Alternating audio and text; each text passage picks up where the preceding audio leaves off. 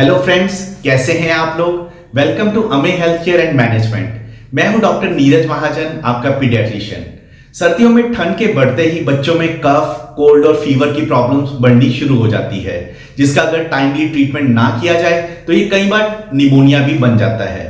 आज के इस वीडियो में हम डिटेल में बात करेंगे निमोनिया के साइन एंड सिम्टम्स के बारे में और डेंजर साइंस जो आपको एज ए पेरेंट पता होना चाहिए कि क्या डेंजर साइंस हैं जो आपके बच्चों में अगर कुछ आपको दिखे तो आपको फौरन बच्चे को डॉक्टर के पास लेकर जाने की जरूरत है, क्योंकि ये निमोनिया एक बहुत ही जानलेवा बीमारी है।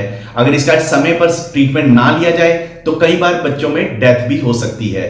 इसके अलावा हम इसमें निमोनिया के कॉम्प्लिकेशंस, उसके ट्रीटमेंट, इस सब के बारे में बात करेंगे और लास्ट में मैं आपको कुछ ऐसे होम टिप्स भी बताऊंगा जो आपके लिए बहुत ही फायदेमंद रहेंगे, जिससे डेफिनेटली आप निमोनिया से अपने बच्चे को बचा सकते हैं। और कैसे हम निमोनिया को प्रिवेंट कर सकते हैं इसके बारे में भी हम बात करेंगे। इस सारी चीजों को आप जानने के लिए इस वीडियो को अंत तक जरूर देखिएगा। वीडियो शुरू करने से पहले मैं आपको याद करवा दूं कि अगर आप हमारे इस चैनल पर नए आए हैं तो इसे आज ही सब्सक्राइब कर लीजिए, और अगर आपको हमारा ये वीडियो अच्छा लगे तो इसे ज्यादा से ज्यादा लाइक एंड शेयर जरूर कीजिएगा और बेल नोटिफिकेशन को प्रेस करना मत भूलिएगा ताकि आपको हमारी अगली वीडियो की नोटिफिकेशन मिलती रहे। तो चलिए शुरू करते हैं आज का ये। निमोनिया अक्सर 5 साल से कम उम्र के बच्चों में देखा गया है, लेकिन अगर इसका समय पर ट्रीटमेंट ना किया जाए तो ये कई बार जानलेवा भी साबित हो सकता है। निमोनिया ज्यादातर प्री टर्म बच्चों में, माल नरिश्ड बच्चों में, ऐसे बच्चे जिन्हें मदर फीड नहीं मिल पाता, और कुछ केसेस में देखा गया जिन बच्चों की वैक्सीनेशन यानी कि इम्यूनाइजेशन कंप्लीट नहीं हुआ हो, उन बच्चों में ज्यादा देखने को मिलता है। सबसे पहले हम बात करते हैं निमोनिया के साइन एंड सिम्टम्स की। अगर आपको अपने बच्चों में किसी भी तरह के साइन और सिम्टम्स जो मैं अभी आपको बताने वाला हूं, अगर इनमें कुछ ऐसा आपको लगे तो आपको फौरन अलर्ट होने की जरूरत है। इसमें सबसे पहले तो आप देखिए कि आपके बच्चे को हाई ग्रेड फीवर तो नहीं आ रहा, वो वॉमिटिंग्स तो नहीं कर रहा, उसको किसी तरह की सांस लेने में दिक्कत आ रही हो, सिर दर्द की कंप्लेंट कह रहा है वो। इसके अलावा वो जनरलाइज्ड वीकनेस हो सकती है, मस्कुलर पेन हो सकता है, बॉडी एक्स हो सकती हैं, खांसी अगर वो करता है तो उससे उसे छाती में दर्द हो रही है और चेस्ट में से व्हीजिंग साउंड आ रही है। अगर आपको ऐसा कुछ भी साइन सिम्टम्स लगे तो आपको थोड़ा अलर्ट होने की जरूरत है। ये बात हो गई निमोनिया के साइन और सिम्टम्स की। अब हम बात करते हैं कुछ ऐसे डेंजर साइंस की जिनके बारे में आपको पता होना बहुत ही जरूरी है। इसमें 3 इंपॉर्टेंट साइंस हैं। सबसे पहले है हाई ग्रेड फीवर। आपके बच्चे को लगातार बहुत हाई ग्रेड फीवर रह सकता है। नंबर 2, इसमें आपके बच्चे को डिफिकल्टी इन ब्रीदिंग हो रही है, यानी कि वो लेबर्ड ब्रीदिंग कर रहा है, खींच के सांस ले रहा है। उसमें आपको क्या देखना है, अगर आप बच्चे की छाती चेक करेंगे तो उसकी पसलियां चल रही होंगी, मतलब बहुत तेजी से सांस ले रहा होगा। नंबर 2, इसमें देखना है आपको कि जो उसके गड्ढे पड़ रहे हैं यहाँ पे सांस लेते हुए ना, यहाँ पे गले के बीच में अगर आप देखेंगे यहाँ पे गड्ढे पड़ने शुरू हो जाते हैं। और नंबर 3, इसमें आपको देखना है कि जो नाक है, हमारा नॉस्ट्रिल्स है, वहां पे नेजल फ्लेयरिंग दिखनी शुरू हो जाती है, नाक ऐसे फूलना शुरू हो जाता है। तो ये 2-3 चीजें अगर आपको दिख जाए इसमें, तो इससे आपको पता चल सकता है कि बच्चा खींच के सांस ले रहा है, उसे सांस लेने में बहुत दिक्कत हो रही है, तो ये उसका डेंजर साइन है। एंड नंबर 3, इसमें आपको ये देखना है कि बच्चा जब खांसी कर रहा है वो बहुत ही लगातार लंबी खांसी करता है, उसे सांस लेने में भी दिक्कत आ रही है, उसे बात करने में दिक्कत आ रही है और इवन खाने पीने में भी दिक्कत आनी शुरू हो जाती है। अगर आपको ये 2-3 चीजें जो आपको बताई हैं, इसमें कुछ भी अगर आपको लगे ऐसे आपके बच्चे में कुछ दिख रहे हैं डेंजर साइंस, तो आपको फौरन अपने बच्चे को डॉक्टर के पास लेकर जाने की जरूरत है। अब हम बात करते हैं निमोनिया से होने वाले कॉम्प्लिकेशंस की। निमोनिया के कारण हमारी इम्यूनिटी लो हो जाती है, जिसकी वजह से कई बार चेस्ट में अलग अलग तरह की इंफेक्शंस हो जाती हैं। कई बार हमारे लंग्स में पानी भर जाता है, जिसे हम प्लूरल एफ्यूजन कहते हैं। कई बार लंग्स में पस आ जाती है, जिसे हम एम्पाइमा कहते हैं। और कई बार लंग में एब्सेस बन जाती है, और कई बार तो इसकी वजह से मल्टी ऑर्गन फेलियर तक हो सकता है। ये सब चीजों को ठीक होने में कम से कम हमें 5 से 7 दिन का ट्रीटमेंट जरूर करना पड़ता है।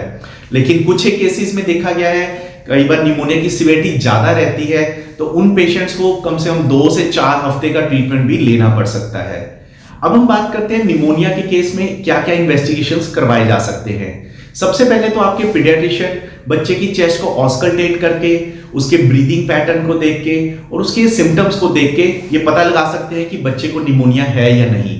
इसके अलावा कंफर्म करने के लिए डॉक्टर की सलाह से आप बच्चे को चेस्ट एक्सरे करवा सकते हैं और बच्चे के ब्लड टेस्ट करवा सकते हैं, जिसमें कि सीबीसी और सीआरपी इंपॉर्टेंट रहते हैं।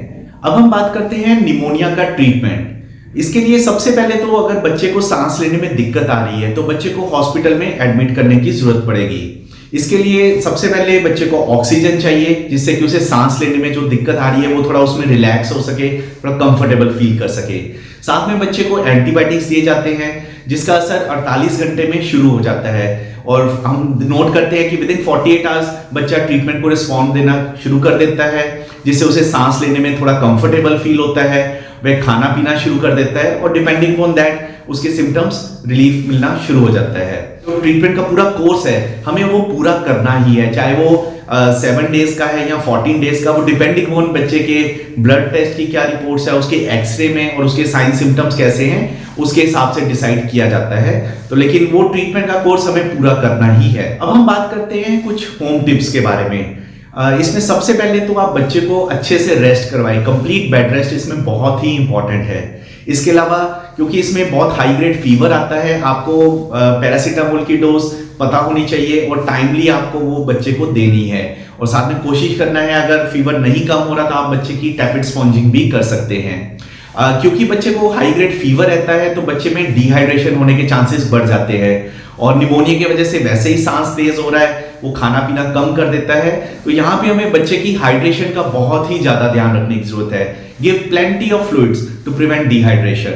और एक इंपॉर्टेंट बात कि बिना डॉक्टर की सलाह के आप किसी तरह की कोई एंटीबायोटिक या मेडिसिन बच्चे को मत दीजिए, डॉक्टर की सलाह के मुताबिक ही इसमें ट्रीटमेंट करिए। अब हम बात करेंगे निमोनिया को आप कैसे प्रिवेंट कर सकते हैं।